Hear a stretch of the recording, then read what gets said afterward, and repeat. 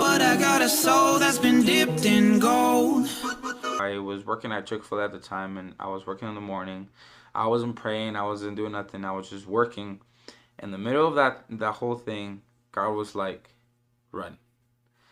And I started like really thinking. I'm like, where? Like, what? I'm working, dude. Like, I just got 40 hours. You want me to go? Like, where do you want me to go? And I was like, okay. Started thinking, I'm like, I need to get another job if I'm gonna go, okay? Because I'm pretty sure I'm gonna quit this job, so I need to find a new one before I leave. So I called my uncle. It was like 7 in the morning. I was like, hey uncle, it was 6 actually. I was like, hey uncle, do you have a job for me? He was like, he does drywall, which is like putting up this stuff before the paint in houses. And he was like, I'll call you back later. So I started kind of freaking out a little bit because I was like, God is telling me to go. I don't know where to go. So there was a coworker that he used to sleep with every girl that he could. And at the age of 40, God encountered him, changed his life completely. And he ended up getting married at the age of 40 with a woman that's never been with a man, and she's a Christian.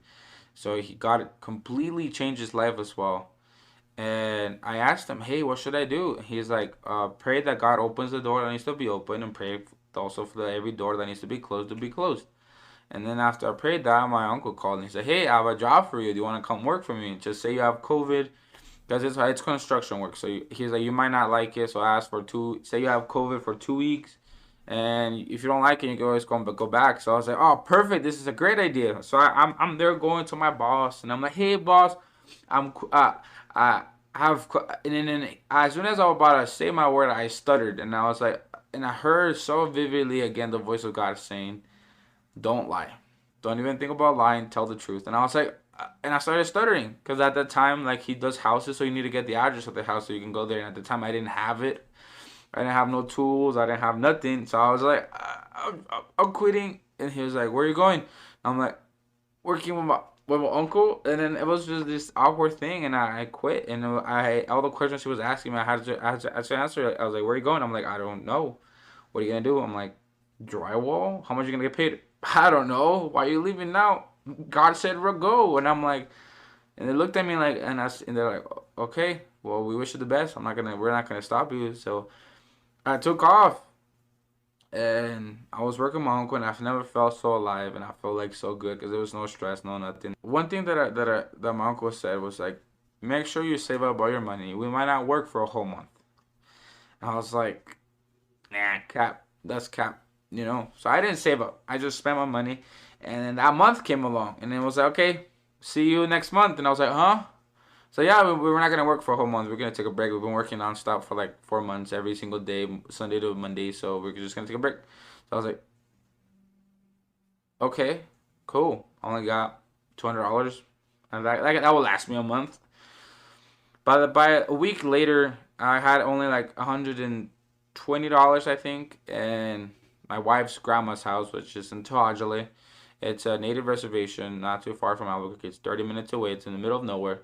I'm just there sitting on the couch, you know, of her house, and I'm just thinking, like, did I really hear from God, or am I just going crazy? Like, I have no job, can't go back to Chick-fil-A, got no money, I got bills to pay, and I'm just sitting on this couch, just sitting here.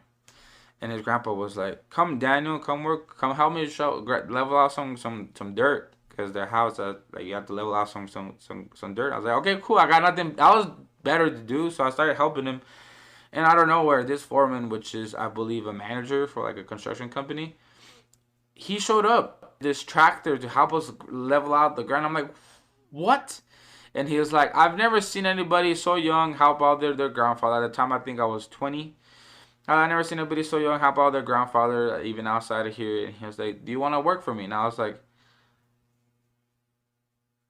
yeah, what's the catch? Because at the time I was like, what's the catch? And he's like, well, you're gonna be a flagger. What flaggers does, they hold up a sign that says stop or slow, and you just turn it around and you control traffic. So I was like, okay, what do I need to do? He said, there's a class you need to take. It'll be like you finish it in a day, $95.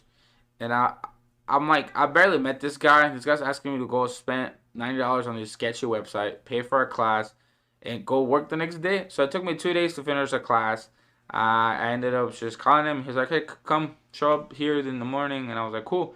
So I spent 7 months the traffic there was kind of slow. So there was maybe like I want to say 10 cars in a whole day, and we worked 10-hour shifts. So it's basically no cars. So all I got to do and is sit on my truck, read my Bible, and listen to sermons for 7 months straight. I spent 7 months just sitting on my truck, reading my Bible and listening to sermons and just getting to know God personally.